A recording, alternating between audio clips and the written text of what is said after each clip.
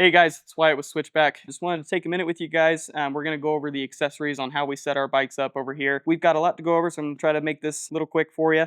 We do the steel GYTR radiator guards on these. Guys, you can bust a radiator out there, you're done, and the ride is over, and you're not going to have a good time getting it out. So protecting your radiators is a must on these. We do a front number plate bag. That's just for your dry stuff. You're going to be putting gloves, maybe some food that you don't want to be getting wet in there, maybe a tool or two or a pump if you have one. If we move on to the top here, we did throw a light bar up here. As far as getting out during the nighttime, having a light bar is a lifesaver because these race bikes do not come with lights, and riding out in the nighttime can be pretty difficult on you. Past that, we've also got the Trail Tech here. These are an essential for us. We like to be able to continuously ride throughout the whole day, and these allow us to keep each other's locations and keep each other pinged and kind of know where everybody's at.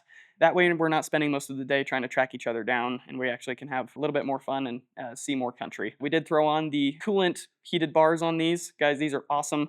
If you are like me and you have some pretty cold hands, I have a pretty hard time keeping my hands warm. You turn these all the way up, your gloves are going to almost be melting. Like, you turn them all the way up, they get hot. Past that, with these, we ran the P3 carbon fiber pipe guards, as well as the C3 engine jackets, or the engine skirt, or whatever they would call it there. The nice thing about these is, unlike the timber sled ones where they just kind of was a sheet of plastic that would kind of come over the front here, these actually wrap around the whole motor as far as both sides and underneath. We did throw on these Aftermarket Power Sports foot pegs. We like these bigger holes in them because anybody who has stock foot pegs, or maybe an aftermarket tighter foot peg, is going to know that after a long day of riding, those are going to ice up, and you're going to have a hard time keeping your footing on your pegs there. These just make it so that doesn't happen. Ice is just going to fall right out of there. Past that, we did go with a seat concept, aftermarket seat. If you guys have ever sat on a race bike for long enough, you know that your butt is going to start hurting after a few hours.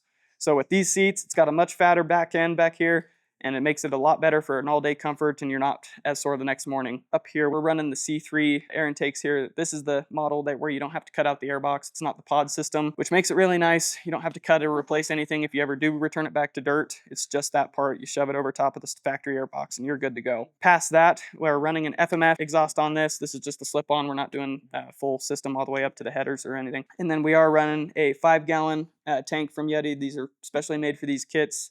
We run the pink tanks mainly. We started as a joke just because we thought it would be funny and pop some color, but we lost a white can back when we were riding timber sleds, and that just disappeared. In that snow, you could be a foot down, you'd never see it.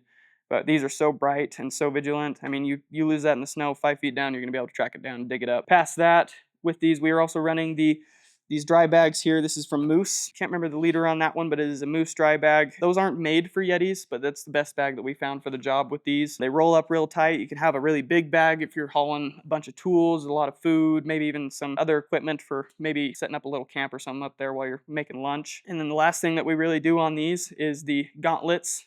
These are just going to bring down that wind chill for you. And it's got the bark busters on the front, as well as an aluminum rod that's going to be running all the way through. Protect your hands from those hard crashes. Say guys, if you have any further questions on how to set up your bike or how to get it to perform the way that you would like it to, we'd love to help you out. If you're looking for accessories, we've got them all in stock, and we'd love to get you set up and get you out riding.